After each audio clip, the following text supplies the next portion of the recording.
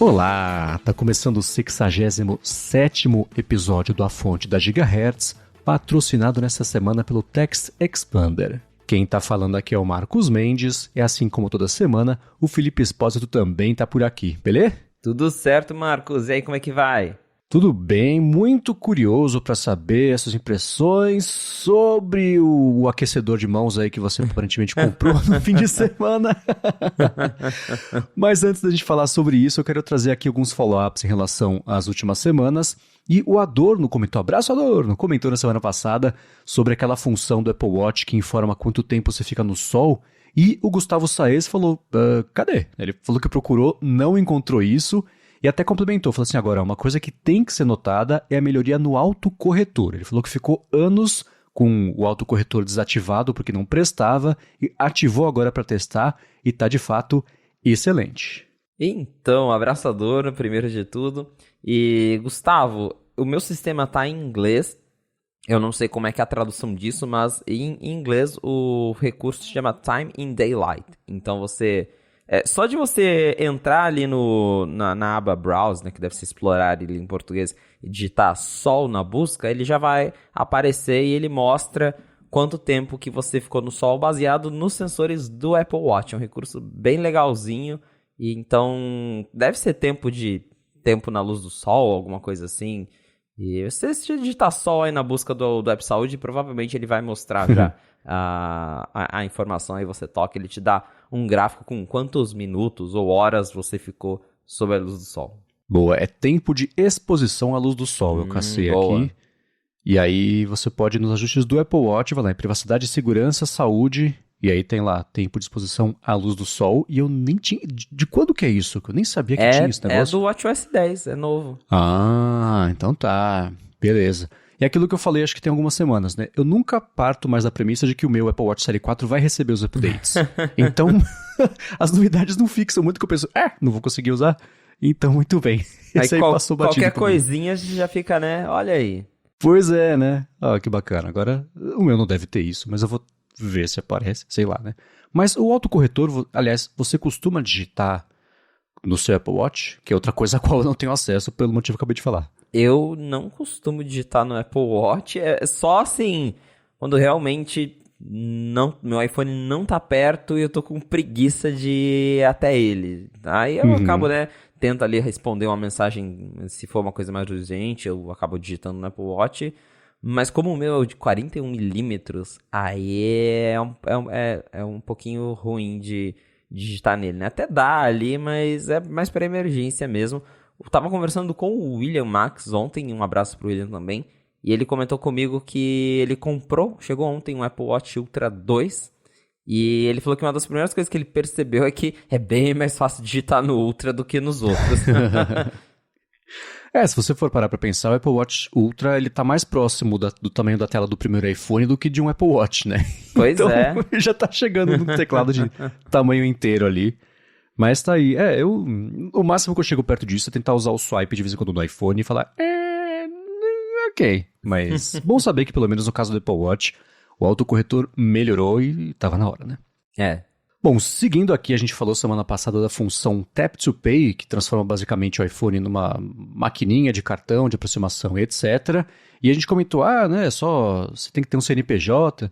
E o Ivan e também o Lucas falaram que não. No caso do Infinity Pay, por exemplo, você não tem que ter um CNPJ para tomar conta lá. Mesmo só pessoa física, você consegue habilitar o suporte. O Ivan falou que fez um cadastro para testar e depois disso solicitou a ativação, que foi instantânea. E com isso ele falou que já tem uma maquininha de cartão de crédito pessoal e, além de, no caso do Infinity Pay também, tem um cartão de débito virtual que suporta a Apple Pay, ó que bacana, para gastar a grana que ele recebeu por lá. Ele ainda brincou, meus amigos nunca mais vão poder falar que te pago depois. E o Lucas disse também que aceitou, né, com o CPF dele, então é possível ter uma pessoa física, mas o limite de transações fica um pouco menor e as taxas são maiores, mas nada acima do normal, é uma boa maquininha secundária pra galera. Exato, depois que eu recebi esse feedback, eu tentei cadastrar aqui no Infinity Pay e realmente deu certo, consegui ativar minha conta com CPF, habilitou o Tap to Pay, super fácil. E é bem legal ter um serviço desse, porque nunca se sabe quando você precisa cobrar alguém E aí não tem desculpa, né? Se a pessoa não tiver dinheiro, tô mostrando aqui pro Marcos a interface agora, e é só você abrir ali o aplicativo, você digita quanto você quer cobrar, ele abre uma interface com o íconezinho lá do NFC, você encosta um cartão e pronto, você recebe. Mas realmente, para quem é pessoa física, as taxas são um pouquinho maiores, porém dá pra brincar mesmo sem você ter um CNPJ. Boa. E você tem algum tipo de mensalidade para uso disso, ou o único custo de você ativar isso é a taxa por transação? Como é que funciona? O único custo é a taxa é essa taxa de transação mesmo. Você não paga nada para usar a plataforma, né? Você pode se cadastrar nela de graça. Aqui, ó, só para já falar para a galera. No débito, 1,38%. No crédito, 3,16%. E aí fica mais dependendo de se você parcelar o que você está passando no cartão. E aí, pelo que eu vi, as taxas são um pouquinho menores para quem tem conta PJ, mas para uma situação ali que não tem jeito, você precisa receber num cartão, acho que é um app legal de deixar guardadinho ali no seu iPhone. Boa, é isso aí. Eu tava caçando aqui no site deles também, e aí você tem até 2 opções de recebimento. Uma em 6 segundos, a taxa maior, e outra em um dia útil, que a taxa é um pouquinho menor. Interessante, boa. E seguindo aqui com os follow-ups, a gente comentou sobre as capinhas Fine Woven na semana passada, que seguiram dando o que falar, e o Christian Menta comentou que esteve em São Francisco nos últimos dias, e ele falou, passei na Apple Union Store umas 718 vezes em 5 dias, e ele falou, relato que sim, as capinhas Fine Woven aparentam ser frágeis e passam longe de justificar um investimento de mais de R$700, porém, ele diz, saliento que várias vezes vi pessoas danificando as cases do mostruário de propósito, e ele ainda termina, né? Não sou nenhum engenheiro de Fine Woven, então ele ouve o DT, mas não gostou do material e ainda mais imaginando a esposa, por exemplo, colocando o telefone na bolsa lá, com coisa, então vai riscar mesmo, pelo menos a expectativa dele. E a Apple até instruiu os funcionários e funcionárias das lojas a como lidar com as perguntas do pessoal sobre isso, né? Então, aí um abraço pro Christian que mandou o feedback, saudades da Apple Union Square, aquela loja é muito linda, e ele comentou isso sobre o pessoal tá indo lá danificar as cases, é uma situação bem complicada, porque eu realmente imagino que com tanto de notícias sobre Fine Woven estraga, com certeza a galera quer ir lá meter o dedão antes de comprar pra ver se estraga mesmo. E aí, claro que a gente já viu que as capas são bem frágeis, então vira uma bola de neve, né? Já tinha, antes de sair esse comunicado interno pra galera que trabalha nas Apple Store, a gente já tinha ouvido falar que a Apple tava trocando as cases todo dia no mostruário pra ficar lá bonitinho, mas com certeza todo dia vai alguém lá passar a unha na case pra ver se ela risca mesmo ou não. Então deve estar dando um trabalhão pra Apple isso. Eu ainda não testei a Fine Woven, eu pedi uma para testar, então no próximo fonte provavelmente eu vou poder comentar sobre, mas grande parte do que a gente tem visto na internet que comprou não parece estar muito feliz, e a Apple está tentando reverter essa imagem, passou para os funcionários, né, um discurso de que é uma microsarja luxuosa, é uma case feita com material de luxo, né, tá tentando passar justamente essa ideia de que a Fine Woven é um artigo de luxo, que os riscos desaparecem com o tempo, mas o que a gente tem visto aí, até falamos no outra fonte, é que não parece que não é tanto luxo assim não, né? O material, ele é bem mais frágil do que o couro, que a Apple vendia pelo mesmo preço, e suja, encarde, é um tecido, né? Então, tecido ele vai encardir com o tempo, não tem muito o que fazer. E eu não lembro quem, acho que foi o Gurman que comentou na última coluna dele, que ele também já aposta que ano que vem não vai mais ter Fine Woven não, que vai ser um dos produtos que a Apple vai silenciosamente fazer desaparecer.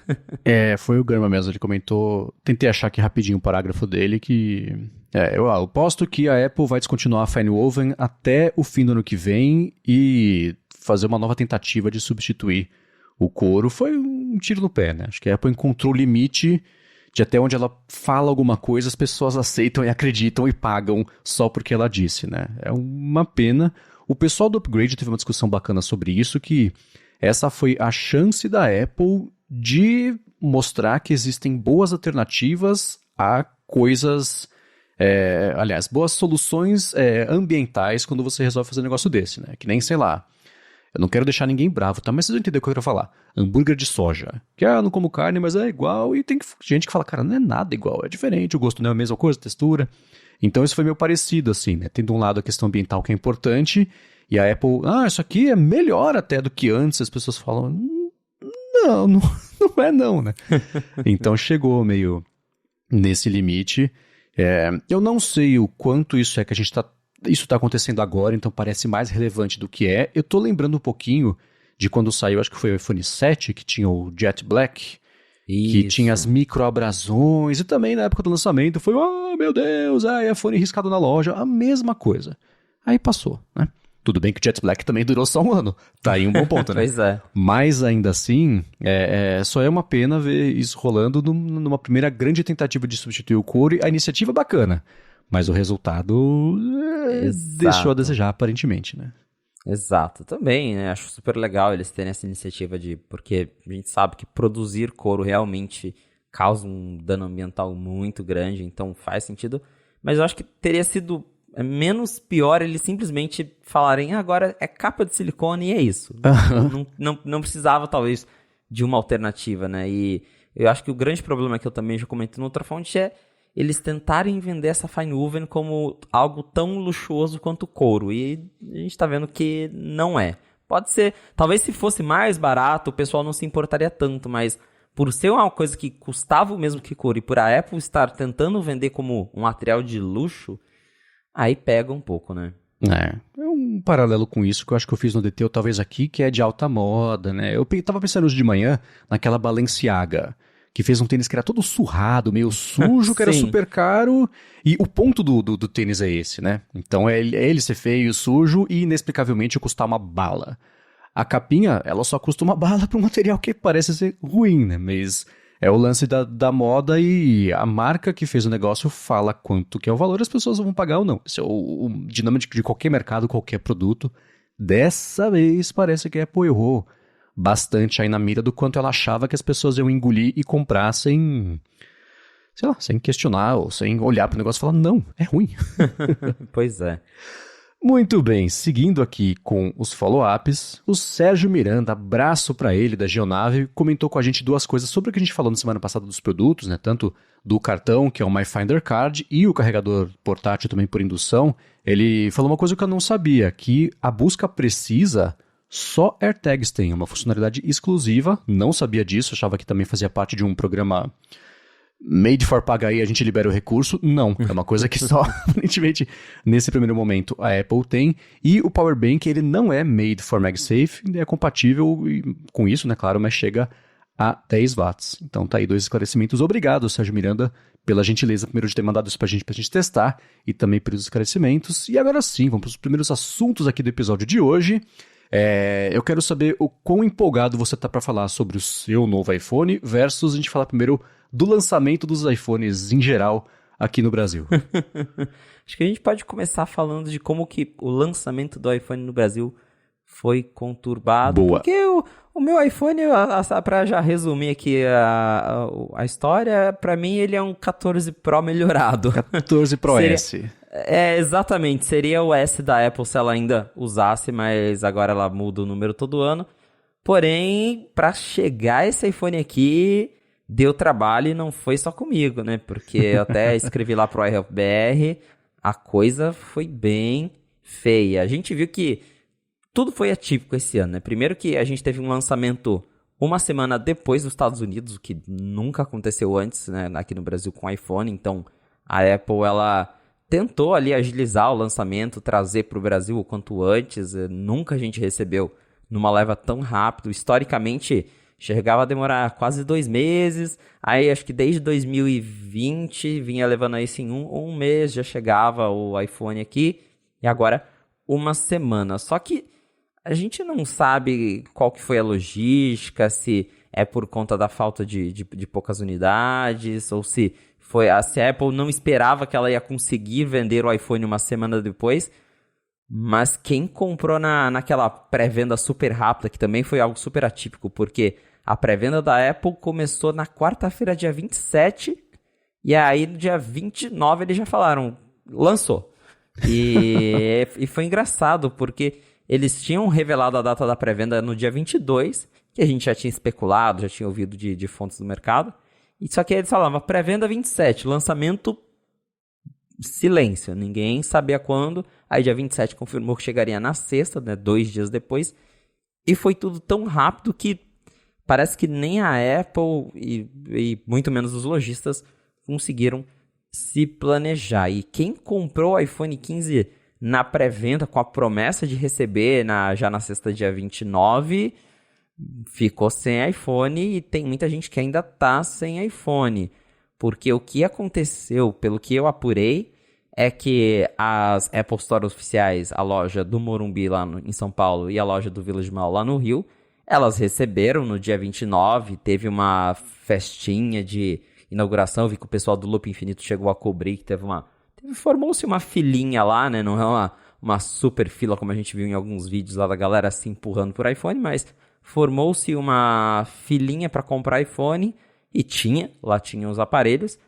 Porém, quem deixou para comprar nas autorizadas, iPlace, Fast Shop, quem foi comprar nas operadoras, Claro, Vivo, tava difícil de encontrar o iPhone porque, também, segundo o que eu apurei, a Apple não mandou iPhone para essas lojas. E eu até conversei com diretores aí de operadoras, conversei com gente de mercado, galera do varejo, e todo mundo falou a mesma coisa. A Apple segurou os iPhones até a sexta-feira, basicamente. Foi na sexta-feira que a Apple mandou o iPhone para as lojas, e aí tem o tempo da Apple mandar para as lojas e as lojas distribuírem para cada uma das lojas aí no Brasil. É uma coisa que eu estava falando com o Marcos, a logística aqui no Brasil deve ser bem complicado, porque é um país gigantesco e para você levar tudo isso para o país inteiro leva tempo. Então, nos últimos anos, como geralmente tinha um intervalo de uma semana entre a pré-venda e a venda, dava tempo dos iPhones chegarem nas lojas, mesmo que em poucas unidades. Ano passado mesmo, eu lembro que eu peguei o meu na operadora, no dia da pré-venda, eu fui lá, reservei, fiz o pagamento. Na sexta-feira que estava marcado o lançamento, abriu a loja, o iPhone já estava lá, o pessoal já estava buscando. Esse ano não tinha iPhone porque a Apple não mandou, tirando nas lojas deles, a galera ficou sem. Aí, em algumas lojas de operadora, em algumas lojas do varejo em São Paulo, Rio, nas capitais, eu ouvi o pessoal falando que quase já de noite receberam mensagem falando, acabou de chegar, se quiser vir buscar. Foi o caso do William Max mesmo, ele falou pra mim que ele foi buscar o iPhone dele na sexta-noite, que foi quando chegou, que daí mandaram mensagem pra ele. Algumas lojas receberam no sábado, a loja onde eu comprei o meu recebeu domingo, então é até atípico, né? Uma loja recebendo assim encomenda no domingo e já falando para os consumidores, vem buscar que acabou de chegar pleno domingão. Então deu para ver que a logística da Apple tava meio confusa esse ano e que a Apple segurou os aparelhos. Os lojistas não estavam muito felizes com isso, justamente porque lá no Morumbi, lá no Village Mall, pelo que eu fiquei sabendo, não faltou iPhone, tinha lá todos os modelos, dava para conseguir todos. Parece que agora o Pro Max realmente é o queridinho do ano e já tá meio difícil de conseguir, mas os outros, a disponibilidade lá nas Apple, tá tudo normal. Agora, pra galera que dependeu do varejo, aí sim passou perrengue. E não só isso, porque tinha na Apple, lá nas Apple Stores, mas quem comprou no site da Apple também passou raiva, porque eu conversei com uma galera que comprou na pré-venda lá na quarta-feira, que abriu meia-noite, reservou, e tava lá, entrega sexta-feira. Aí chegou sexta-feira, o rastreio mudou, entrega sábado. Não recebeu sábado, aí agora já tá entrega para essa segunda. Inclusive, eu pedi uma capinha Fine Woven da Apple, logo que abriu a pré-venda eu pedi uma capinha Fine Woven, e até agora nem sinal. Então, não sei se é realmente um problema, um mau planejamento da Apple, que não conseguiu, né, que não estava contando que ia lançar dia 2, que hoje que é dia 2, que ia lançar dia 29, e por fim não conseguiu e teve que deixar para mandar os aparelhos depois, se a Apple estava segurando, dando prioridade para as lojas físicas deles pela primeira vez, que a gente sabe que aqui no Brasil eles se apoiam muito no varejo, justamente porque muita gente compra no varejo e só tem 2 lojas da Apple no Brasil inteiro, né? Mas esse ano parece que eles talvez resolveram fazer um teste, falar, vamos ver como é que fica se a gente tentar priorizar nossas lojas. Então ainda não dá para saber o certo o que aconteceu, mas o que a gente sabe é que foi um lançamento bem bagunçado, que muita gente ainda tá sem iPhone, galera que comprou na pré-venda, meia-noite, o pessoal ainda não recebeu. E as lojas que receberam, as autorizadas, as operadoras, pelo que eu conversei, estão recebendo assim, um modelo de cada. Tipo, um Plus, um normal, um Pro e um Pro Max. As lojas estão recebendo 5, 6 unidades. Tá vindo muito pouco. Então, realmente, tá para quem quer comprar o iPhone 15 aqui no Brasil, que apesar do lançamento em tempo recorde, isso a gente tem que reconhecer que é bem legal, mas a logística de tudo isso aí foi meio bagunçada. A gente, em 2016, quando lançou a DT, o primeiro episódio se chama Lança, mas não tem. E a gente falava sobre os lançamentos fantasma da Apple. Tudo está lançado, mas ninguém consegue comprar, não tem estoque, não tinha. Isso aparentemente se resolveu nos Estados Unidos, mas especialmente nesse ano aqui no Brasil isso foi um problema. As minhas hipóteses para isso são, primeiro, a Apple fez um grande teste para saber como é que seria um lançamento tão próximo do lançamento lá fora, se daria, é viável assim a parte de liberação, de homologação e etc, né? Porque a gente tem que lembrar que a Anatel especialmente tinha aquele lance de que as homologações é tudo público, então você... os documentos, né, com foto do aparelho, isso tudo é uma coisa que assim que é homologado vira público. E a Anatel vazar antes da própria Apple como é que vai ser o design, os detalhes do novo iPhone, não é ideal para a Apple, então ela veio trabalhando. Existe, acho que, uma forma meio sigilosa de fazer esse tipo de coisa para tentar reduzir esse tempo, né? Mas ainda assim, eu acho que nesse ano aconteceram 2 coisas. Primeiro, esse lance a gente vê, porque é uma dor temporária, especialmente para ela, que o Brasil é longe, tanto faz, né? Então, os executivos não estão perdendo o sono porque eu fui no fim de semana na Fast Shop e não tinha iPhone, né? Então, eu acho que esse é um problema que assim, a gente vai estar repercutindo aqui agora, etc, mas daqui a uma semana já está meio resolvido. Tirando no site que você entra, acabei de ver, né? O Pro Max, a entrega está para novembro, já metade de novembro. Então, é uma operação separada de varejo versus a parte digital. Mas ainda assim, eu acho que é isso. Nesse ano a gente vê se é factível de lançar, como é que funciona com essa pressa toda. E se der certo, beleza. Senão no ano que vem vai sair na 3ª leva, na 4ª, como a gente já estava acostumado e tudo bem, né? A segunda hipótese é o seguinte. Eu acho que a partir do momento que você lança um produto, a pessoa entende que agora a responsabilidade é dela de conseguir comprar o desafio. Agora é com ela. Eu já lancei. Agora é você que tem que conseguir comprar, o problema é seu. Enquanto não lança, essa grana tá lá, né? A pessoa já pensou, vou comprar o iPhone e fica queimando essa grana no bolso da pessoa. E pode ser que ela opte por alguma coisa. Lembro que no ano passado, acho que foi o Ming Chi Kuo que comentou também sobre os modelos Pro e Pro Max que não tinham lugar nenhum, que ele falava, esse faturamento da Apple ela não vai conseguir de volta. As pessoas, no fim do ano, vão gastar com outra coisa. É Natal, elas vão comprar outro presente e não um iPhone, né? Então, eu acho que do lado da Apple é assim, eu vou lançar, já vai estar disponível, agora cada um que se vire para comprar. A pessoa vai comprar esse iPhone, ela não vai comprar outra coisa. Então ela lançou aqui para garantir essa grana o quanto antes, porque especialmente aqui tem todo o lance de que é muito mais caro, a opção de parcelamento, você já se compromete, quer dizer, você faz a pessoa se comprometer à ideia de passar um ano pagando o iPhone, mesmo sem ter, mas ela já conseguiu garantir. Pá! Especialmente sabendo que está concorrido, até um argumento de venda a mais você disponibilizar para ela comprar, porque ela vai lá, pumba, se emociona, compra, e beleza, a hora que chegar, chegou. É o que você falou, né? A data de entrega estava para um dia, depois vai para outro, depois vai para outro. Vai fazer o quê? Vai pedir de volta o dinheiro? Não vai, né? Então ela se apoia um pouco nisso, porque a gente não pode esquecer que aqui no Brasil, especialmente, o preço aqui é mais caro, tem muito imposto, etc. Mas eu imagino que o iPhone no Brasil seja um faturamento maior para a Apple, ainda que um pouquinho a mais do que nos Estados Unidos, por exemplo, né? E isso, no final de cada trimestre, se acumula em bons valores, né? Então, talvez seja mais rentável para ela lançar aqui no Brasil do que no resto e, enfim, né? A gente sabe que a Apple faz mesmo essas manobras fiscais aí a cada trimestre para deixar os investidores felizes. Então, nesse bololô todo, acho que tem alguma explicação aí do lançamento no Brasil.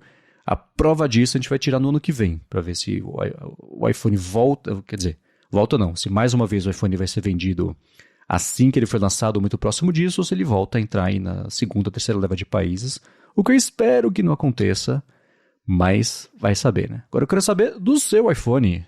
Você comprou, você tá o quê? Há 48 horas com ele? Nem isso? Eu recebi ontem, no domingo, então vai dar aí 24 horas de iPhone 15 Pro Max e eu acho que faz muito tempo que eu não sinto aquela empolgação e fator novidade ao abrir um iPhone novo, porque eu troco todo ano.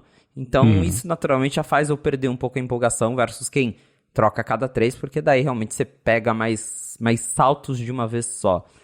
E eu acho que a última vez que eu me empolguei muito com o iPhone, talvez foi no 12, porque mudou o design, foi aquele primeiro iPhone que voltou a ser quadradinho, eu tinha ali, né, todo o lance do MagSafe, coisas diferentes, então eu lembro que eu fiquei bastante empolgado. Aí do 13 e o 14, eles foram atualizações mais sutis, e o 15 também foi bastante sutil vindo do 14 Pro Max.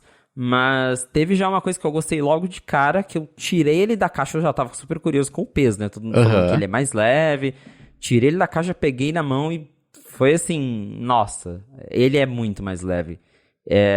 São 20 gramas a menos do que o 14 Pro Max, mas distribuído na mão, ele incomoda muito menos a mão do que o meu 14 Pro Max, então realmente é um aparelho bem mais gostoso de segurar. As bordinhas, né, os cantinhos que são bem levemente arredondados, assim, você tem que olhar bem de perto para ver que eles mexeram nos cantinhos, que agora eles fazem uma curvinha, só que isso encaixa melhor na mão, fica mais confortável, porque o que eu percebo usando, porque eu uso sem case os meus iPhones, segurando o 14 Pro Max por, sei lá, se eu fico 10 minutos com o celular na mão, fica a marca do aço, assim, tipo, na minha mão onde eu tava segurando. E com esse aqui eu já vi que não, ele encaixa melhor na mão, é bem mais gostoso de segurar, então já gostei. O design, eu peguei o titânio natural, eu gostei muito do acabamento em titânio, achei que ficou muito bonito esse efeito de, como se fosse um aço escovado, né? Mas no caso ali é um titânio polido, então muito bonito. A cor titânio natural, ela é realmente, acho que pra mim pelo menos é a cor do ano, porque eu cheguei a ver o azul, se eu não me engano. Ele lembra bastante o azul do iPhone 12 Pro, que era aquele azul bem escuro. Só que pelo que eu vi nas outras cores, né? Porque quando tinha os rumores de que o aço ia ser substituído por titânio, eu tava pensando já, caramba, finalmente a gente vai se livrar daquelas manchas de dedo no lado, porque eu acho o aço super bonito, mas é isso, você colocou a mão nele, fica uma caca. E pelo jeito, nos iPhones que são pintados, né, no preto, no azul, se você colocar a mão ali, mesmo sendo fosco, fica cheio de marca de dedo e deu pra ver que fica mesmo. Agora, no natural, eu tô até metendo aqui o dedão no meu iPhone de propósito, e dá pra ver que pega a mancha de dedo, mas não muito. Então, também já gostei disso, que ele é mais... ele esconde mais as manchas de dedo pra quem se preocupa com isso. E eu consigo ver também o que a Apple disse sobre as manchas de dedo alterarem temporariamente a cor do titânio, porque se eu olhar isso eu vi fotos na internet, se você olhar ali em volta dos botõezinhos, né, que você consegue ver que tem uma camadinha que tá mais claro e em alguns lugares tá mais escuro, mas você passa um paninho realmente e sai. Então o titânio ele pega marcas, porém no natural pelo menos, essas marcas elas são menos visíveis. Então assim, em termos de design, não é uma grande revolução, mas eu gostei das melhorias que eles fizeram. Tá mais leve, tá mais refinado, então foi um ponto legal. E na frente também, né, porque a tela tem bordas menores, não é algo que você fala, nossa, as bordas desapareceram, né, mudou tudo. Mas olhando ali com o aparelho um do lado do outro, dá pra ver que as bordas do 15 Pro elas são mais elegantes, são mais fininhas. E quanto menos borda, pelo menos pra mim, melhor. Então, em termos de design, não mudou uma grande coisa ao ponto de justificar uma troca. Mas acho que eles fizeram bons refinamentos e acertaram pelo menos nisso de deixar mais arredondadinho, de deixar mais leve, né, por conta do titânio. Então, pelo menos em termos de design, eu gostei bastante. Agora, mexendo nele, né, depois de ter ativado, restaurado meu backup,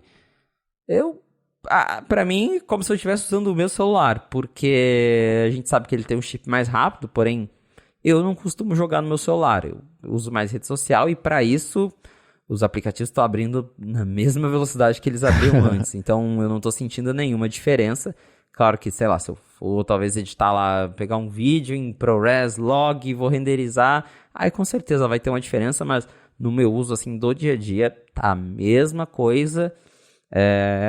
USB-C, adorei. Inclusive ontem, a primeira coisa que eu fiz, eu cheguei em casa e falei, vamos testar o USB-C, o que funciona e o que não funciona. Aí peguei, liguei SSD externo, funciona bonitinho, inclusive, né, consegui testar lá aquela opção que você grava vídeo no Legal. SSD, super legal, funciona bem. Monitor externo, funciona. Liguei o meu fone, o Beats Studio Pro pro USB-C para ouvir lossless, funciona. Aí eu tava curioso para testar umas coisas mais cabulosas, tipo pegar um adaptador Ethernet e ligar no iPhone. Funciona. Aí eu peguei o microfone que eu uso aqui no Mac, ele nem é USB-C, ele é USB normal, que eu tenho um adaptador para C e aí eu ligo no Mac. Liguei no iPhone, funcionou o microfone no iPhone. Então eu já fiquei super feliz porque realmente deu para ver que eu, pelo menos, quando tinha, né, os rumores de USB-C, eu falei, nossa, a Apple vai limitar tudo, né? USB-C no iPhone, vai precisar de certificação, toda aquela coisa do Lightning. E não, eles realmente abriram o ecossistema. É claro que nem tudo vai ser compatível. Eu vi uma galera, por exemplo, testando webcam, e o webcam ainda não funciona no iPhone. Mas microfone, armazenamento, monitor, coisa de áudio para USB-C, tudo funciona bonitinho, dá para usar com o iPhone 15 Pro e o 15 normal também. Lembrando que daí o USB-C mais rápido é só o 15 Pro.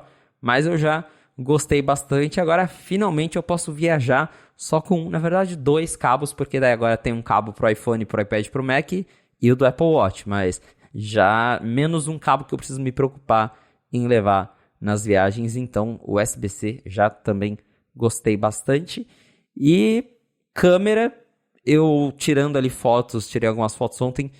As lentes, a principal, que é a 1x e a ultra-wide, para mim estão a mesma coisa dos iPhones do ano passado. Então, até porque é a mesma resolução, a mesma abertura. Se mudaram ali, né, foi pouquíssima coisa. É essencialmente a mesma câmera do ano passado, eu não senti diferença. E aí tem a lente de 5x, né, que é a nova lente, que tá todo mundo ansioso para ver como é que funciona. Eu gostei bastante dela. Eu tava, né, com muito receio, porque foi uma troca da 3 para 5, então você perdeu uma para ganhar outra.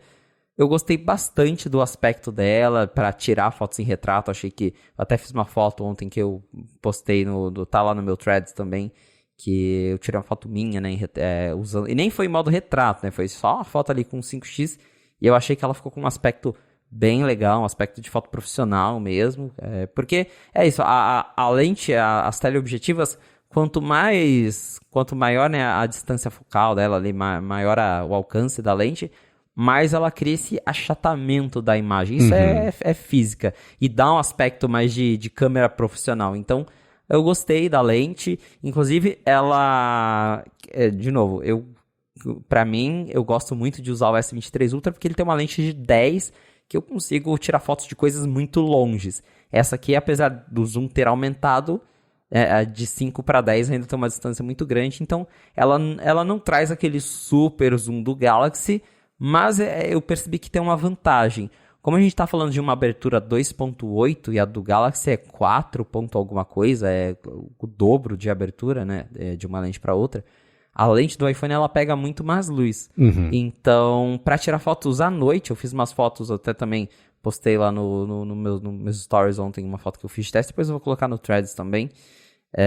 Os resultados ficam muito bons para você tirar uma foto quando tá já mais escuro, né? Não fica... A do Galaxy mesmo, usar à noite é bem mais complicado por causa da abertura. Então ela tem um alcance de zoom maior, mas à noite não funciona tão bem. E a Apple ela conseguiu ali achar um meio termo entre dar mais zoom, mas também não perder qualidade, a estabilização funciona bem. Então eu gostei da lente 5x. Ainda quero ver um iPhone Ultra que tenha as duas, a lente de super zoom e a lente 3x normal para tirar fotos ali no dia a dia, porque realmente 5 já é meio exagerado. Eu fui tirar foto em retrato, né, mas para tirar você já tem que se afastar mais da pessoa, porque o zoom é maior, então seria legal ter as duas lentes, mas eu gostei da lente 5x e ainda tá um pouco cedo para falar, mas nos meus testes preliminares, eu sinto que a Apple deu uma segurada no Smart HDR. Não está ideal, né? Não está do jeito que eu sonharia, mas comparando assim uma ao lado da outra, eu vejo que as luzes estão um pouquinho menos estouradas no iPhone novo, então me parece que o pós-processamento deu uma melhoradinha. Então, outro ponto positivo aí pro iPhone 15, eu acho que é um aprimoramento que deve ter vindo para toda a linha, porque ele tem o Smart HDR5, que é uma versão nova, então acho que a Apple acabou ouvindo a galera. E lembrando que o iOS 17 tem uma API lá, o Halide mesmo já está usando, que deixa você tirar fotos sem Smart HDR. Então, em apps de terceiros dá para desligar totalmente, aí você faz as fotos sem o processamento da Apple. Então, em quesito de câmera, não mudou muito. Para quem está vindo do 14 Pro, é praticamente a mesma coisa. E a novidade está aí na lente 5x, que de fato é uma lente legal. Eu gostei dela e acho que abre muitas possibilidades. E para fechar aí as novidades, poucas novidades que temos no iPhone 14, no iPhone 15 Pro, é o botão de ação, que para falar a verdade eu achei meio meh, porque eu até fiquei brincando de trocar as ações. Eu sei que dá pra fazer 1000 possibilidades. Eu ainda mandei pro Marcos um videozinho que eu fiz ali brincando. Coloquei a sirene do Apple Watch Ultra no meu botão de ação com um shortcut. Aliás, eu tava com o som alto do iPhone, era que você mandou isso, eu não percebi. Cara, a Larissa deu um pulo do meu lado. O que é isso que tá acontecendo? Eu falei, calma, tá tudo bem. Tá tudo certo, é uma sirene de mentirinha. Eu acho legal que a Apple deixou customizar, mas ao mesmo tempo eu não achei ele muito ergonômico. Eu tava falando isso com o William Max também, que já tá com o iPhone 15 Pro Max, porque esse botão, ele fica muito alto em relação, pelo menos, a como eu seguro o meu iPhone. E aí, sempre que eu vou tentar apertar ele, eu aperto o botão de aumentar o volume, por exemplo. Porque daí eu lembro, pra eu acertar ele, eu tenho que esticar ainda mais o dedo, né? Ainda mais quando você usa o iPhone com uma mão só, né? O Pro Max, que é grandão, você tem que fazer um certo malabarismo para acertar o botão. Eu gostaria que a Apple tivesse descido um pouco mais tudo, né? Os botões de volume e o botão ação. Aí eu acho que ficaria mais fácil de acertar. E eu ainda... Claro, isso pode ser costume, mas eu gostaria que tivesse uma regulagem, por exemplo, no tempo de que você tem que pressionar para ele fazer a ação. Porque não é só apertar e ele faz. Você tem que apertar e segurar, porque a Apple falou que é para evitar falso positivo, né? Para você não apertar sem querer, sei lá, ele começar a gravar um áudio, dependendo do que você programou. Então você tem que segurar ali. Mas eu tô usando para tirar o iPhone do silencioso ou colocar no silencioso, e é meio chato, porque você tem que ficar ali é coisa de 1 segundo, mas você tem que segurar e esperar ele confirmar a ação, né? Para mudar, enquanto a chavinha era só você puxava para baixo e já mudava. Então acho que se tivesse algumas regulagens quanto ao tempo que você segura. Outra coisa que eu acho que também seria legal, que não que eu senti falta, mas que eu pensei, poxa, poderia ter, é, por exemplo, sei lá, dar um clique duplo, fazer uma ação e esse pressionar fazer outra. Porque o botão lateral, né, que a gente usa ali, ele tem 2 ações. Se você segurar, ele abre a Siri. Se você apertar 2 vezes, ele abre o Apple Pay. Super acho que poderiam fazer isso com o botão ação, mas por enquanto ainda não pensaram nisso. Você tem que apertar, segurar ele um pouquinho para ele reproduzir a ação. E eu, né, brinquei ali, mudei algumas coisas, mas já voltei o meu pro silencioso e, pelo menos por enquanto, ainda não fiz muita questão de usar algo diferente.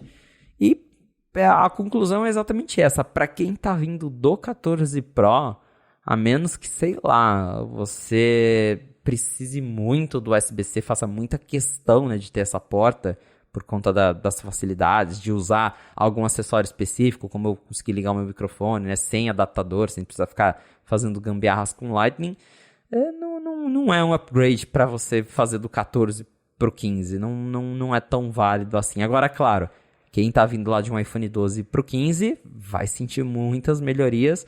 Isso é isso, ele traz melhorias muito pontuais. Eu gostei das mudanças do design, né, que ficou mais leve, mais confortável de segurar. Mas é o que a gente falou aqui agora há pouco. É um iPhone 14S, né? Um 14 Pro S Pro, sei lá. Mas se a Apple ainda usasse o S, esse aqui com certeza seria um S.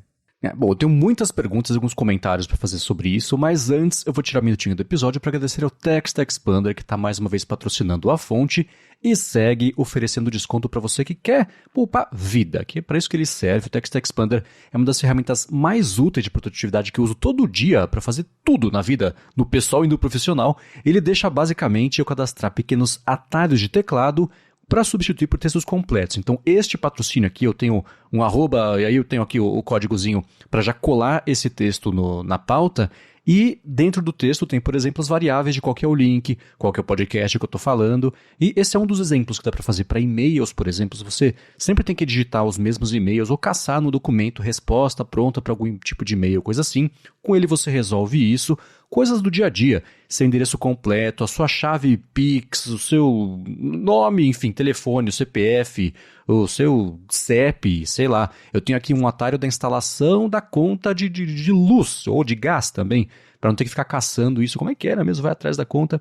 Você poupa vida com o Text Expander e, inclusive, ele tem suporte a equipes. Então, se você trabalha com um grupo aí de pessoas que tem sempre que ter acesso aos mesmos textos, só que vive atualizando, muda informação, você resolve isso com o Text Expander, que aí todo mundo passa a ter acesso à versão mais atual de um texto, usando o mesmo atalho de teclado, e tem suporte a negrito, a itálico, a link, enfim, é super poderoso. E quando você começa a usar, a coisa mais legal é isso, você começa a usar o Text Expander, você começa a perceber cada vez mais situações em que ele vai te poupar vida. E a parte mais bacana é a seguinte: você que escuta aqui o A Fonte tem 20% de desconto para assinar o plano anual e individual, acessando o endereço textexpander.com/afonte. Vale muito a pena você dar mais piada, ele mudou a forma como eu lido com textos na vida, que é o que a gente faz todos os dias, o dia inteiro. Então, vai lá, conhece textexpander.com/afonte, 20% de desconto para assinar o plano anual. Muito obrigado ao Text Expander pelo patrocínio desse episódio do A Fonte e pelo apoio a toda Gigahertz. Valeu, Text Expander. Bom, vou começar ao contrário, começar pelo botão de ação e ao contrário das coisas que você comentou. Eu entendo nesse primeiro momento ele ter esse comportamento simples, talvez acho que é o jeito de dizer, porque é isso, a gente primeiro vai ter que acostumar a mapear, ter que alcançar lá em cima toda vez para apertar, porque é um gesto novo, é diferente da chavinha de ligar ou desligar, que, bom, o tato dela já era diferente, né? Não confundia com o botão, tudo bem que o botão de volume ele é um pouco mais longo do que o Action Button, mas ainda assim é um mapeamento diferente. É que nem quando, sei lá, tirar print virou apertar o botão de volume e o power, que até hoje a gente tira print por engano fazendo isso, só que muito Sim. menos do que quando isso virou a funcionalidade. Então acho que existe uma questão não de educar, mas de ensinar o pessoal a interagir com esse jeito novo de interagir com o iPhone. Então, eu imagino que conforme o tempo for passando, possa acontecer de ter mesmo essa liberação para você apertar 2 vezes acontecer alguma coisa, aperta rápido para fazer alguma coisa, aperta um pouco mais longo para confirmação de, sei lá, rodar um shortcuts, que é diferente de você só ativar ali um modo silencioso. É menos catastrófico você ativar por engano um modo silencioso. Não sei que você perca uma ligação importante, mas vocês entenderam aqui o que eu estou dizendo. Então, essa parte do mapeamento cerebral mesmo, da gente aprender a alcançar lá em cima para ativar o botão, eu acho que é natural que demore um pouquinho, leve um pouquinho de tempo para fazer isso, e a gente tem que considerar isso que você comentou, né? Nem todo mundo troca de iPhone todos os anos, então por uns 3 anos o Action Button vai ser novidade para alguém, né? Então, pode ser que demore um pouquinho aí para isso expandir, mas eu acho que é natural que isso expanda. Uma dúvida que eu tenho, que eu quero te perguntar é a seguinte, sobre a textura dele e o aspecto visual dele. A textura ele é um pouco mais... Eu vou ser meio sinestésico agora. A textura é um pouco mais fosca. Quando você passa a mão, ela é menos lisa e brilhante do que dos iPhones anteriores, que tinham esse acabamento mais glossy, ou no tato só na mão ali é meio parecido? Não, no tato é diferente. Você sente que é um toque mais suave. É um toque de coisa fosca mesmo. Tá, beleza. E o quão próximo é o real das fotos promocionais? Porque a gente sabe que, por exemplo, né, que a foto promocional de iPhone é sempre aquela coisa super brilhante. O pessoal usa o termo glossy para falar de 3D, né? Que é aquela coisa bem, Sim. sei lá, um glacê por cima. E a parte fosca, ela tanto a escovada do aço quanto o que parece ser essa parte tátil, parece ser um pouco mais fosco mesmo. Mas na vida real, o quão diferente é do antigo e quão próximo é das fotos promocionais. Uma coisa que eu vi que é bem diferente, na verdade, é o marketing da Apple exagerando, né? Porque se você abrir lá o site da Apple ou ver as propagandas que eles já fizeram do 15 Pro, o titânio escovado, né? O efeito escovado, ele parece muito mais gritante do que ele realmente é na vida real. Porque dá pra ver nas imagens da Apple, você vê, né, as partículazinhas ali. Você tem que olhar muito de perto para conseguir ver essas partículazinhas. Olhando assim, numa distância que você usa normalmente, parece um fosco liso, igual o alumínio dos iPhones que não Pro. Então, o detalhe existe, mas você tem que olhar ali muito de perto, tentar numa luz muito forte para você ver, né, aquelas partículazinhas. E a cor também ela é um pouco diferente dos materiais de marketing da Apple. Que a cor da Apple a gente sabe, né? Pessoalmente tem ali 50 tons e muda de acordo com o lugar que você tá. Em algumas luzes, por exemplo, a luz que eu tô agora, quando eu bato a luz diretamente no iPhone, ele fica super parecendo dourado. Eu vi uma galera comentando isso também, que o titânio natural, dependendo da iluminação, ele quase parece um dourado. Mas, dependendo da luz que você tá, ele fica mais cinza. Só que eu vejo que nos materiais de marketing eles tentaram deixar ele um pouco mais escuro do que ele realmente é. Então, tem uma diferença. Se você tá pensando em comprar mesmo, né, tá em dúvida das cores, tenta ver se você acha em mostruário para dar uma olhada, porque difere um pouquinho, sim, do que a Apple mostra nas imagens de marketing. Tá, ele, mesmo quando você vai no site para fazer a escolha, ele parece, o titânio natural parece marrom, né? Ainda mais em comparação com o azul, com o titânio branco e com o preto. Eu sempre erro, para mim eu vou lá no titânio natural, eu vou no branco, né? Não, por comparação, é esse marrom, né? E aí, nas fotos que eu tenho visto, e no vídeo agora de você segurando ele me parece que é tipo um branco metalizado, não puxa pro amarelo, mas não pro dourado pra mim, mas tem toda a distorção de luz da câmera, etc. Bateu branco, exato, né? Então, tô curioso pra ver mesmo. Mas todos eles, na verdade, né? Pelo menos olhando a escala de cores no site, todos parece que fez um balanceamento de cor puxado pro marrom, porque o azul tem um tom meio amarronzado, o preto tem um tom... Eles sozinhos, se você olhasse todos eles sozinhos, você fala, meio marrom isso, né?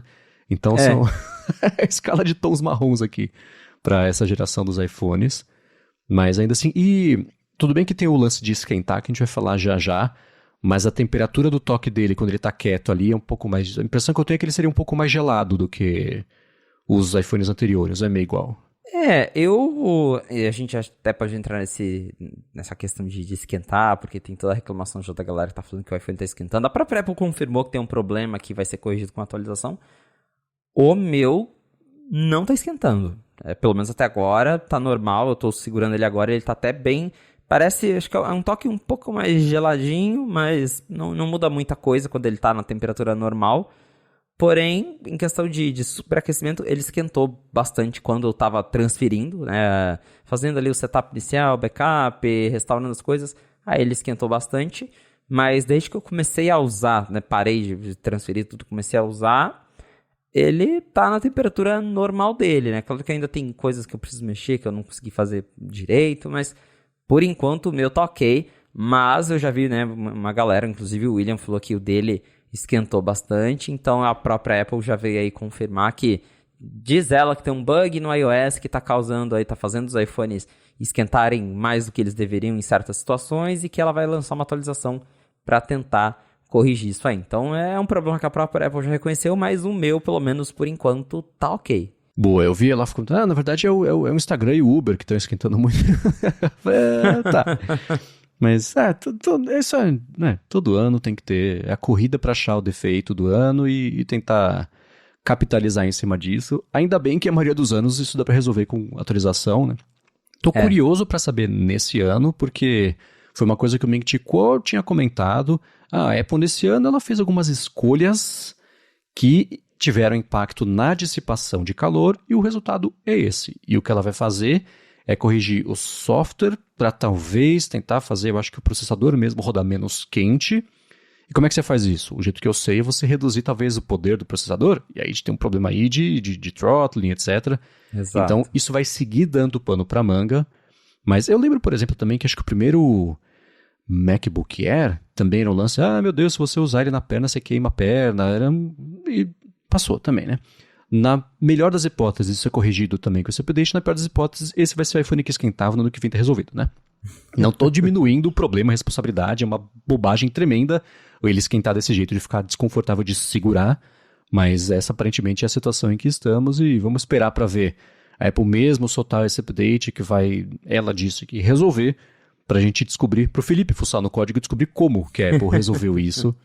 Mas, de acordo com o Ming-Chi Kuo, é isso. Toda a parte termal do iPhone, toda não, mas um dos aspectos da parte termal é a Apple abrir mão toda a parte do titânio e de dentro também para poder fazer essa composição dele e, bom, ela fez uma escolha e todos agora vamos ter que conviver com essa escolha que ela fez, né? Mas foi curioso ela ver ela falar, são apps tipo Uber e Instagram que estão esquentando muito. Não, quem tá esquentando é o iPhone, o app tá rodando, né? Mas tudo bem, pulando aqui essa parte, a parte da câmera é aquela coisa, né? Eu olho, sei lá, eu vi nesse fim de semana, foi o Matteo Panzarino, talvez, que foi num show do Coldplay, e ele publicou uma série de fotos e vídeos, eu vi isso lá no Threads, e eu fico imaginando, pegando tudo que eu vejo de agora e viajando no tempo, me colocando assim há 2, 3 anos e pensando, se esse update fosse há 2, 3 anos que o iPhone que eu tenho, será que ia ser o suficiente para me convencer a trocar ou tá meio igual, meio parecido? Você falou que tá igual para mais, né? O que é bom, né? Não piorou. A parte de você poder, com os aplicativos de terceiros, desligar o Smart HDR é bacana. Fico curioso para saber, por exemplo, a gente pensando na parte de técnica, o HDR serve para você poder tirar uma foto que fica boa, bem iluminada com a pessoa, o objeto que está na frente, mesmo isso contra um fundo brilhante. Se você vê o fundo brilhante sem estourar e a pessoa que está na frente da coisa brilhante, você vê sem que fique escuro. O Smart HDR eleva isso para o 11, né? Então, se você desligar o Smart HDR, ainda assim as fotos ficam com o HDR, que serve para você conseguir ver fundo e primeiro plano brilhantes. Eu não sei, você já fez esse teste? Eu ainda preciso testar melhor. Tá, então é isso que eu fico curioso, porque desligar uma coisa sem perder todo ele, aí sim, bacana, mas, bom, vamos ver os testes aí, pessoal do Halide, a galera com certeza vai explorar e falar muito a respeito disso, então vamos ver conforme o tempo for passando. O meu principal problema com a câmera tem sido, por exemplo, eu já falei aqui sobre uma foto que eu fui tirar, que eu estava lá no Canadá com a Larissa, no comecinho do ano, a gente foi no ringue de patinação e tinha escrito Canadá, ou Toronto, talvez enorme assim. E eu tentei tirar aquelas fotos bonitas que a gente vê nos eventos da Apple, com o rosto iluminado de uma cor de um lado e luz natural da outra. Ficou uma porcaria. Parece um GIF que você põe para 8 cores, assim, que ele faz umas bandas de cor tudo junto. Assim, ficou uma tragédia. Esse tipo de foto que eu acho que é a parte criativa, não é de todo dia, mas é uma parte criativa que foi muito limitada por esse pós-processamento. Vamos ver em evento, festa, coisa assim, que são fotos que a gente tira com menos frequência, mas são de situações menos corriqueiras, são de memórias que a gente forma que é uma coisa legal, bonita, então a gente espera que fique boa. E o telefone ser o que estraga, não a memória, mas ainda assim o registro desse momento é um problema. Então vamos ver nessas situações específicas, mas importantes, como é que isso vai se comportar. Bom, não vou nem perguntar sobre a bateria, porque, primeiro, isso não é mais um problema tão grande, e depois que faz um dia com o telefone, então nem dá para querer pedir para você ter algum tipo de análise mais aprofundada a respeito disso. Eu estava bem curioso sobre o lance da temperatura, que, sei lá, de quinta para hoje foi a notícia, pelo menos, que eu tô vendo que pegou mais tração aí, porque a Fine Woven já tá dando menos clique, então vamos falar da temperatura agora, né? Então, acho que é o que tá dando mais tração. Aí vamos ver também quanto tempo a Apple leva para soltar esse update do iOS e qual que vai ser o nível de correção que vai dar mesmo para fazer com isso aí. Seguimos curiosos para ver o que ela vai fazer para conseguir com que o iPhone esquente menos, né? Pois é. Agora, Bom, se vocês têm perguntas, dúvidas, impressões, quem comprou o iPhone, quem tentou comprando recebeu, quem está mudando aí o prazo de entrega, mandem pra gente, gigahertz.fm/feedback, a gente quer saber sobre isso, a gente traz ou respostas ou os feedbacks de vocês a respeito desse tema aqui no próximo episódio ou nos próximos episódios. E vamos agora, né?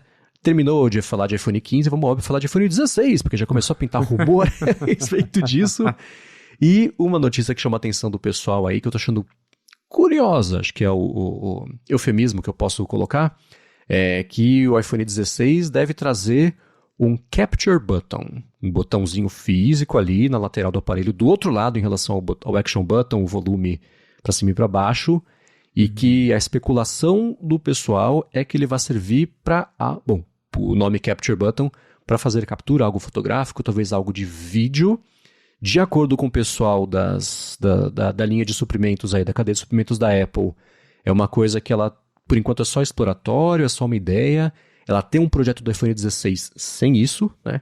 Mas ou com isso, ela também já mudou o lugar lá dentro para o Millimeter Wave, então é uma coisa que ela vem ativamente explorando para fazer alguma coisa com esse botão, que ele seria capacitivo, não seria um botão físico de apertar de verdade. Eu quero saber de você, Felipe, o que você faz dessa notícia? Faz sentido, não faz? Te deu medo? Eu só consigo achar engraçado porque em 2017 com o iPhone X a Apple tava lá reforçando, né? Chega de botão, acabou o botão.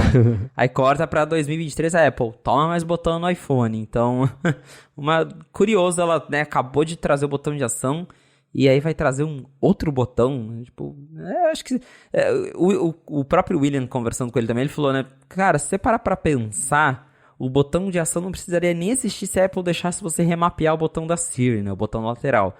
Porque ele faz a mesma coisa. Se você pudesse trocar a Siri por qualquer outra ação, você pressionava ele ia fazer o que você definiu e pronto. Não precisava ter criado outro botão só para isso, mas a gente sabe que a Apple não quer deixar o povo tirar a Siri dali, né? Então, ela inventou outro botão e eu, pelo menos, hoje não consigo ver muito sentido em ter um botão de captura, até porque o botão ação ele pode virar um botão de captura, você consegue colocar a câmera nele e assim que ele abre a câmera, se você apertar de novo ele começa já a tirar foto ou gravar o vídeo, então ele funciona como um botão de shutter.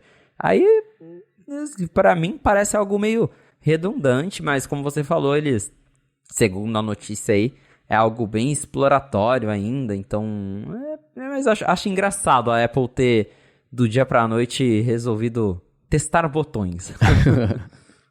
Eu acho engraçado a ideia, né? Se fosse a apresentação do primeiro iPhone, não, botões, né? Que coisa, não, a gente vai ser tudo digital, e aí o iPhone do ano que vem parece que vai ter mais botões do que nunca, né? Mas eu fico pensando o seguinte, se isso for para uma funcionalidade que a gente nem sabe ainda para que é, e que exija não, mas que seria legal você ter um acesso rápido e imediato para poder tirar proveito dela, eu acho interessante. Imagina, por exemplo, esse Capture Button ser exclusivo para você fazer vídeos, o stereo vídeo lá que tem do iPhone novo, para você fazer a captura para ver em 3D depois nos óculos. Você já ter um método rápido de fazer essa captura e não confundir e nem perder esse momento porque você achou que estava no formato, não tá no outro, né? Que a gente sabe que a interface da câmera do iPhone é uma zona. Eu não sei você, mas cada 3 vezes que eu tento usar alguma coisa, eu vou dar um zoom, aí eu vou lá, putz, agora eu tô em slow motion e vou até voltar, pronto, perdeu, o pássaro já voou, não tem o que fazer, né?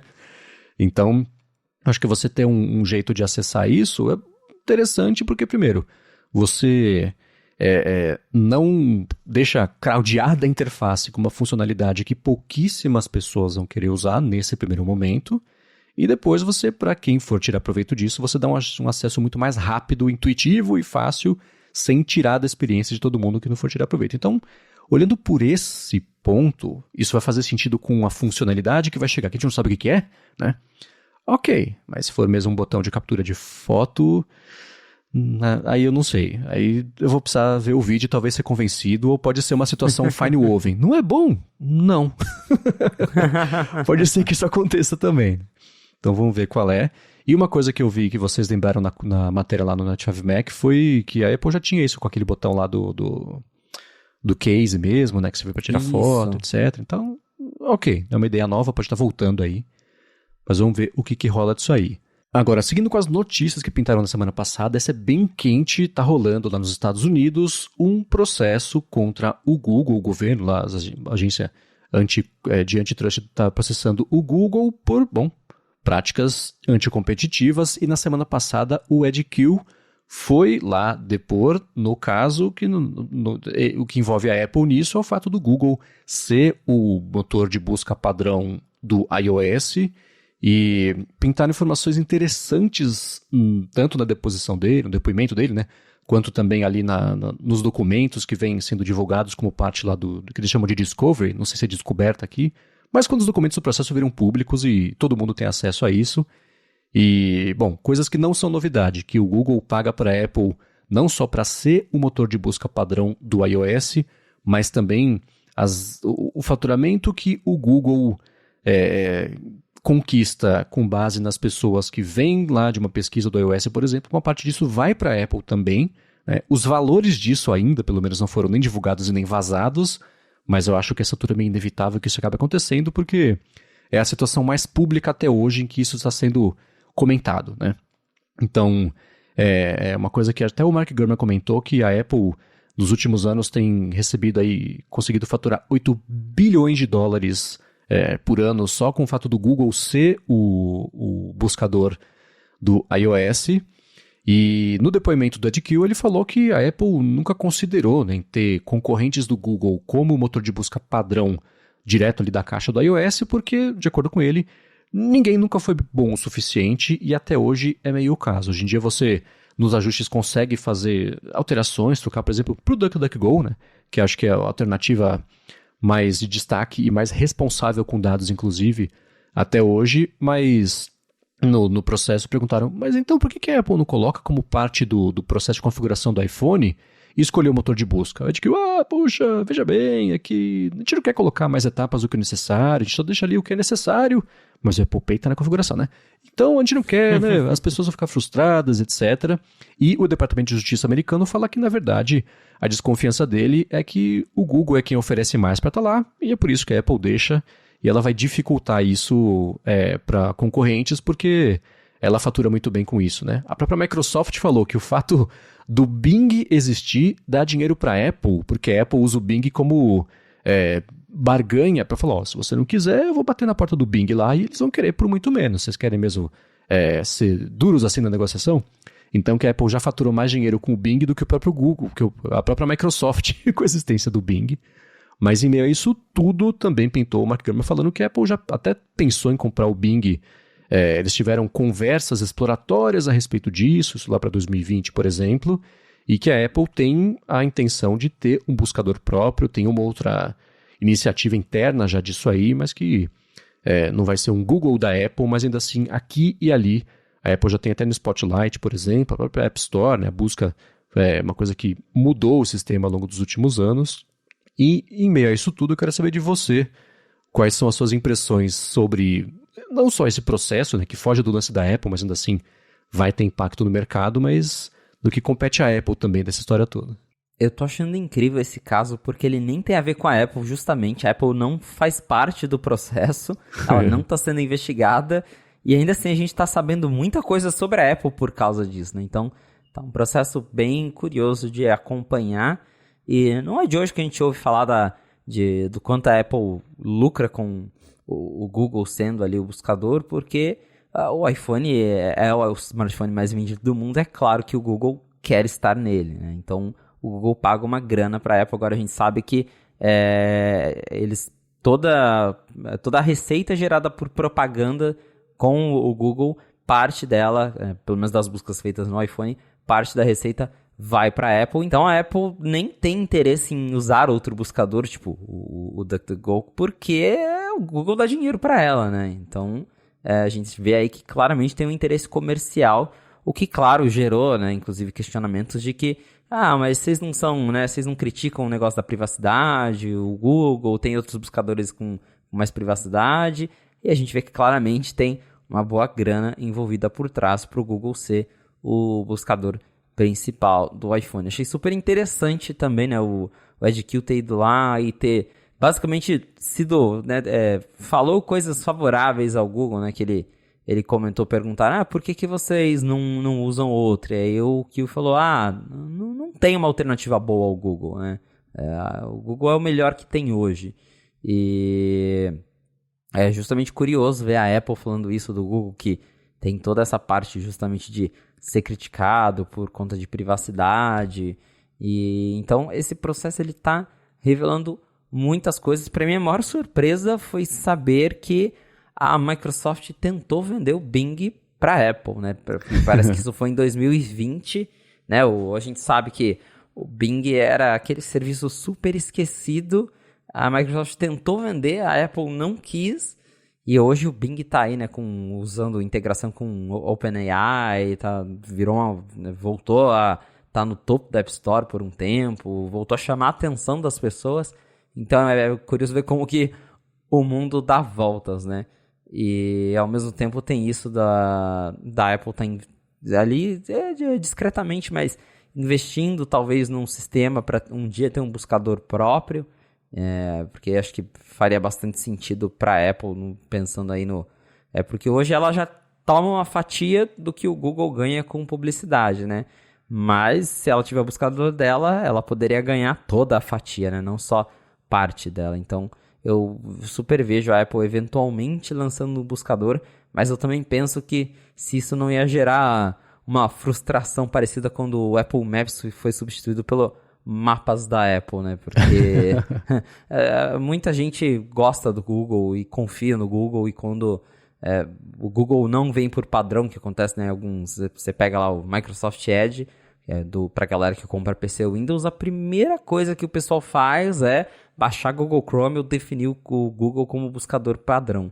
Então, eu me pergunto até que ponto a Apple ter o buscador dela seria bem recebido, né? Com tantos anos de Google aí. Tem várias questões, tem muita coisa rolando, acho que muita coisa ainda vai rolar, como o Marcos falou aí dos valores que a gente ainda não sabe exatamente, mas parece que essa comissão que a Apple ganha só dos anúncios do Google é algo aí em torno de 8 bilhões por ano. Então é uma boa grana que eles ganham, fora outros acordos que eles devem ter. Fora o que o Google paga para ser o motor de busca, que é separado. Exatamente. E que a especulação é que são outros 20 bilhões por ano, né?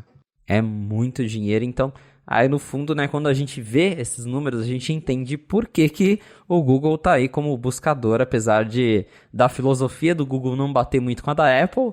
A gente sabe que no meio, né, corporativo, o que vai falar mais alto no fim das contas é a grana, né? E nesse caso tem muita envolvida. Sim, e se você parar para pensar, a Apple faturar que seja 20 bilhões de um lado, mais 8 bilhões de outro, 28 bilhões de dólares por ano, para não ter um produto, para não fazer nada, né? Para sorrir, ela ganha 28 bilhões porque ela não tem um mecanismo de busca. Se ela for fazer o custo operacional vai ser maior. O lucro disso só vai vir quando o buscador da Apple for maior e mais rentável do que o do Google, que dificilmente vai acontecer. Então, é um jeito de falar, assim, o Google paga 28 bilhões por ano para a Apple não fazer um buscador. Ele tira proveito disso, mas é porque ele é o Google, ele não está começando do zero um sistema dele. Ele certamente fatura mais com isso do que, né, a alternativa, mas ainda assim... os incentivos estão todos contra a Apple fazer o próprio buscador, porque está tudo indo muito bem, obrigado da parte de negócio dela, ela não ter, né? 8 bilhões, de acordo com o Gurman, já é o que o Apple Watch fatura. Então, ela ter um produto, um não produto fatura 8 bilhões também, muito bom, né? Ou isso, que dirá 20, 28, então... vai ser curioso ver ao longo das próximas semanas também, esse é um processo que vai ter repercussões em todo o mercado de tecnologia, especialmente dependendo do tamanho do gancho que o Google tomar. Uma das proporções pode ser tão grande quanto o da época lá do processo contra a Microsoft também, por conta do IE, etc. Eu vou deixar na descrição aqui o link para a história para quem quiser saber sobre isso. Então esse é um dos processos mais importantes aí dos últimos anos no mundo da tecnologia, e para a gente que gosta do assunto, é bom ver pintarem novidades e sei lá, informações confidenciais aí no meio do caminho. Ainda vai acontecer muita coisa nesse processo. É isso aí. E bom, para finalizar o episódio de hoje, a gente vai trazer de volta o A Fonte Responde, a parte que você que está escutando, você pode mandar perguntas para a gente, lá também gigahertz.fm/feedback, a gente tem juntado as perguntas e de tempos em tempos vai trazer aqui, e hoje chegou um desses dias, o André Gorgen falou o seguinte, no episódio 66, o Adorno estava criticando, abraço Adorno, no Safari, e falou que ele está usando o Edge no Mac. Aí ele lembrou, o André, que eu testei o Arc, que é um navegador que fez bastante barulho aí pelo lançamento recente, e o André queria saber se eu continuo usando, como é que tem sido essa experiência, tanto na parte de experiência de uso, quanto também na parte de consumo de RAM. Ele falou que, infelizmente, não testou porque ele usa Linux, o Ubuntu, e o Arc só está disponível para Mac. Eu testei por um curto período de tempo o Arc para poder falar de uma forma bem informada a respeito dele, mas ele não se encaixou no meu modelo de como é que é usar um navegador, porque a impressão que eu tive é que ele tenta pegar na sua mão o tempo inteiro para ajudar na sua navegação. Aí faz o quê? Atrapalha, né? O melhor navegador para mim é um que sai da frente. E ele parece, a comparação assim, parece o clipe do Word o tempo inteiro. Parece que você quer navegar. Não, sai, deixa eu navegar do jeito que eu quero. Então é o lance de você ter... Ele tem muitos menus e dentro dos menus tem muitas áreas com seções. Ele tenta organizar tanto o que é navegar na web que eu ficava o tempo inteiro desviando dele para conseguir acessar os sites. Então eu desisti dele. Eu falei um pouco mais profundo sobre isso no episódio do Área de Trabalho, que se encontrar entre a gravação e a publicação aqui, eu deixo na descrição, mas o resumo é esse. Eu não notei um consumo elevado de RAM, essa parte dele pesar na máquina, mas o meu uso não foi por tempo suficiente para eu perceber isso. Assim, não é terrível porque eu não bati nisso logo de cara, mas essa parte do peso dele eu acho que deve ser meio equivalente à minha experiência, por exemplo, de uso do Safari, que é diferente da do Adorno. Então, é assim, o Arc conceitualmente não foi feito para mim. Não é que ele é ruim, que é uma porcaria, que não presta, só o jeito que eu tô acostumado a usar o web. É difícil mudar esse jeito de usar, que a gente a vida inteira, né, quase passou usando. Então, para mim foi essa a experiência. Mas para quem teve uma experiência diferente, manda pra gente, gigahertz.fm/feedback. Você testou o Arc já, ou Felipe, ainda não? Eu testei e a minha impressão foi a mesma que a sua. Achei... É um conceito que não se encaixou pra mim. Eu também... Ele tem coisas ali que eu penso... Só quero navegar, sabe? Só quero abrir um site e ler o que tá aqui sem... E não consegui me adaptar, não. Boa. Bom, seguindo, o Gustavo falou o seguinte, que ele lembrou de algum episódio que ou eu ou o Felipe comentamos sobre o processamento exagerado que o iPhone faz nas fotos, inclusive de uma foto em que o processamento apagou umas janelas da fachada de um prédio. E ele procurou por essa foto no Mastodon e no Twitter dos dois e não encontrou. Ele falou, existiu mesmo essa foto ou eu alucinei, tipo o ChatGPT? Existiu mesmo essa foto, meu irmão tirou. Não foi delírio. Não foi delírio, não foi alucinação. O meu irmão tirou essa foto e eu publiquei numa coluna recente lá no Mac Magazine sobre o que falta nos iPhones, na parte de câmera. Eu coloquei essa foto justamente para ilustrar até onde está faltando e até onde tem demais ali. No caso das câmeras, eu vou deixar o link na descrição para sua coluna e você, dá uma espiadinha se quiser comentar na coluna também, que é sempre bom. Mas tá aí, você não alucinou, Gustavo, essa foto existiu e o iPhone do meu irmão transformou alguns apartamentos em cativeiros no prédio vizinho, numa foto de pôr do sol. Muito bem, seguindo com as perguntas, o Duilor falou o seguinte, eu gostei dessa. Será que um dia vão voltar com a maçã acendendo nos MacBooks? Além disso, o que mais daria para mudar? Ou chegou no limite? Eu sinto saudade da maçã acesa, mas eu acho que ela não combina mais com o design atual dos Macs. Na época que tiraram, eu fiquei super triste, né? Eu achava... Era um ícone, né? Você ir num lugar e ver a maçãzinha acesa. Era muito legal ver, mas acho que não tem mais espaço pra ela.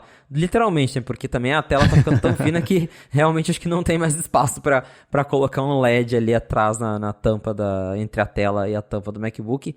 E sobre mudar, eu acho que notebook é o que tá acontecendo com o celular agora, né? A gente tá chegando num ponto em que não tem mais o que você revolucionar no sentido, talvez, em termos de como um notebook é concebido, um computador. Porque você consegue deixar mais fino, você consegue deixar mais rápido. A Apple, né, mostrou isso com o Apple Silicon, que está permitindo a gente ter notebooks super finos, que com a bateria dura muito.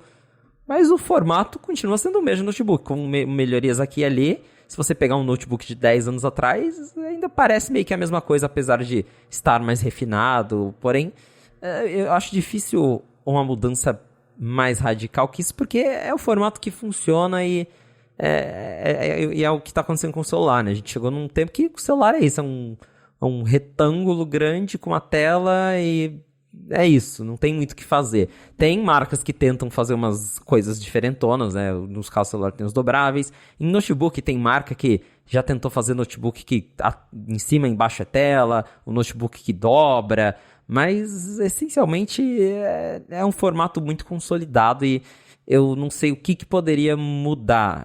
A Apple já tentou mudar, por exemplo, com a Touch Bar, não deu certo, as pessoas não gostaram, voltaram para as teclas de função. Tem rumores de que a gente vai ter Mac com touchscreen algum dia, mas mesmo com touchscreen, provavelmente o formato vai continuar muito parecido com o que é hoje. Então, eu não acho que no caso de MacBooks vai rolar uma mudança muito grande, além de, sei lá, conseguir deixar o Mac ainda mais fino, mais leve, diminuir ainda mais as bordas na tela, mas uma mudança de formato, eu acho que não rola mais não. Eu tenho impressão parecida, eu tava tentando achar aqui, eu acho que é mentira, mas a anedota serve aqui, né? Que o Michelangelo falou sobre o Davi. Como é que você fez o Davi? Bom, eu olhei o bloco, eu tirei tudo que não era Davi, pronto, o Davi estava feito, né? Então eu acho que a evolução dos produtos foi uma coisa meio parecida, né? A cada versão, a cada geração, ele foi chegando mais próximo, algumas vezes errou, mas do formato ideal do que significa ser um telefone, e no caso do MacBook também, do que significa ser um laptop, né? A gente vê, por exemplo, como ao longo dos últimos anos teve experimentos de formato, de funcionalidade. A Asus, principalmente, uma empresa que gosta muito de inventar umas coisas e nada pega, né? Tem coisas bacanas, a segunda tela que você levanta um pouquinho para você ter tipo uma touch bar em esteroides. Nem a touch bar e nesse negócio pegaram, né? Porque por mais que a gente gosta de tecnologia, ache interessante, bacana, no dia a dia mesmo as pessoas acabam não vendo valor nisso aí. Então, a escola Johnny Ive de vamos tentar deixar tudo na sua mais pura essência do que a funcionalidade mínima e construir a partir disso, parece que tem um pouco de verdade aí, porque hoje se você olhar os laptops, é isso, né? Tem coisas, né? Mais porta, menos porta, Apple, né? Pisou na bola por um tempo, voltou atrás, as portas têm mais hoje em dia, o teclado também, né? Simplificaram pro lado errado do que era ser um teclado e acabou estragando, mas eu concordo com você. Eu sinto falta da maçã acendendo e gostaria ainda de ter um MacBook mesmo moderno com isso. Acho que conceitualmente mesmo, como você falou, não faz sentido pro todo do que é o Mac, mas é porque a gente está acostumado agora a ver desse jeito e não com a luzinha, né? Só que mais do que a luzinha da maçã, eu sinto falta da luzinha na lateral ali que informava o quanto tinha de bateria, a outra com aquela respiração, né, do LED respirando essa era ali. Ótima. Então, essas tinham, a da bateria especialmente tinha uma certa utilidade. Por outro lado, hoje em dia a bateria não é mais tanto problema assim, a gente tem uma outra dinâmica de uso que nem sempre tem aquela necessidade de ele desligado saber se está com bateria ou não, se leva o carregador ou não. Então, tem essas perdas ao longo do caminho, eu consigo entender que não tem mais motivo para isso existir, mas ainda dá uma saudadezinha. E o Mac com a luz acendendo,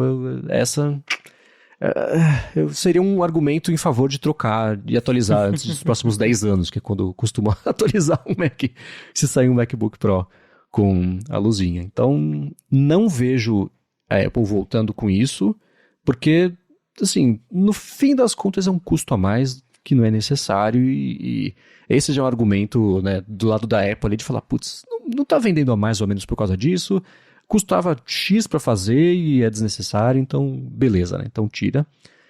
Era um ponto até não de falha, mas de fragilidade, porque existia um caminho direto, era um buraco com acrílico por cima em relação à tela, né?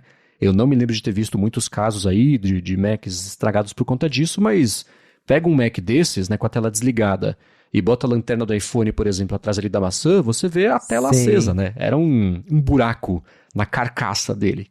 Então, numa época em que a tela, essa parte de cima dele, a tampa, tá mais fina ainda, poderia ser um problema estrutural até, mas assim, o resumo eu sinto saudade, espero que volte, não tenho a menor esperança de que isso aconteça.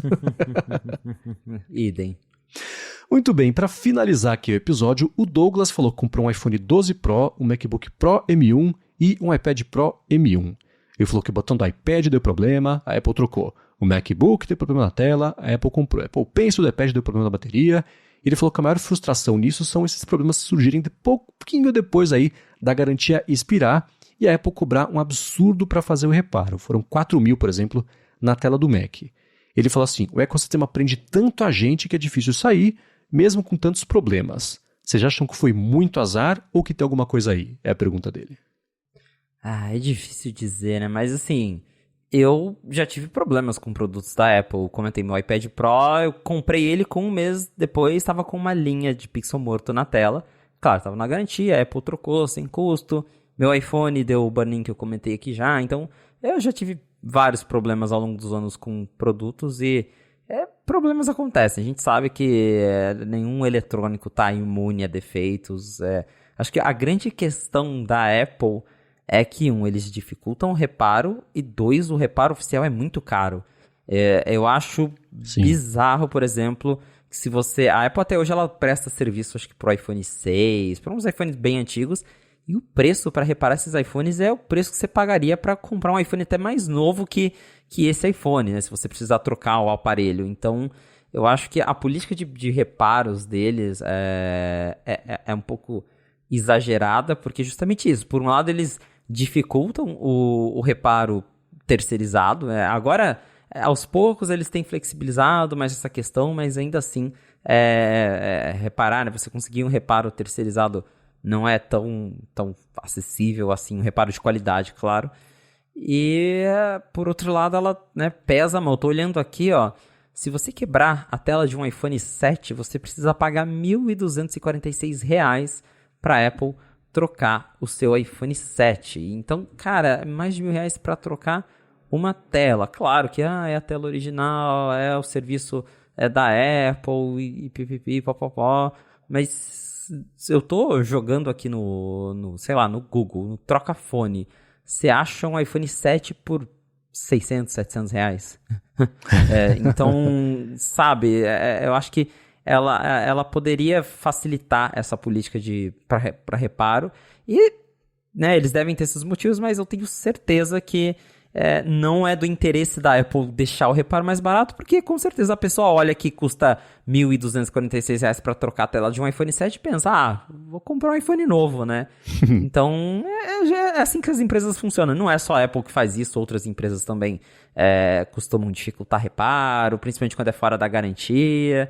É triste, mas no caso do Douglas, ele deu azar de que, pelo jeito, tudo deu problema um atrás do outro, né? Eu tive vários problemas, mas nunca assim um em sequência. Porém, né, nesse caso aí fica pior ainda.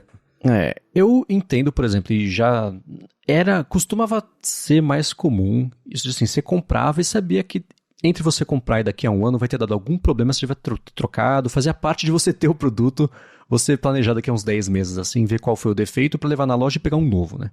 Isso me parece que reduziu nos últimos anos, mas é uma conta que o mercado inteiro faz, isso não é novidade para ninguém e é uma pena, né? Tem a garantia de um ano, daqui a 14 meses vai começar a dar algum probleminha, porque é tudo planejado.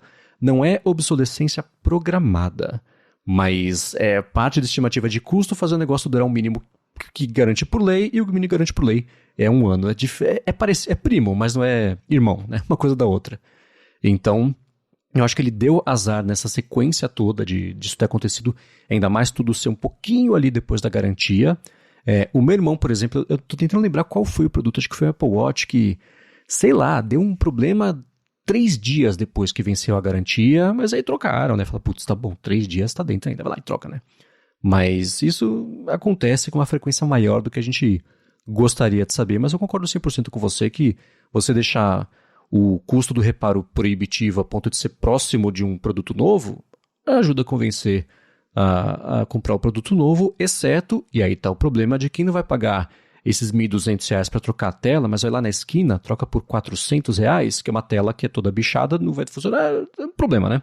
Meu sogro acabou de quebrar o iPhone, ele foi lá, a tela, trocou numa biboca lá e fica com alerta de que a tela ele não consegue verificar, validar a garantia da tela. Então, essas coisas acontecem também, né? E o que é uma pena, mas acho que o Douglas deu, sim, azar, mas a quantidade de pessoas que dão esse azar, ela é maior do que a gente ficaria confortável em admitir que acontece, né?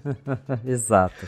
Muito bem, ó, se vocês também têm perguntas, mandem pra gente gigahertz.fm/feedback, serve também para comentários sobre o episódio, assuntos que vocês querem ver a gente tratar aqui, que a gente usa isso para trazer nos próximos episódios. Eu quero agradecer ao Text Expander pelo patrocínio do episódio de hoje, a vocês que recomendam, que avaliam, que falam sobre a existência da fonte para os amigos e para as amigas, para mais gente ainda poder chegar por aqui e acompanhar o podcast, e a você, Felipe, por toda semana nos ajudar a entender o que está acontecendo no mundo da Apple.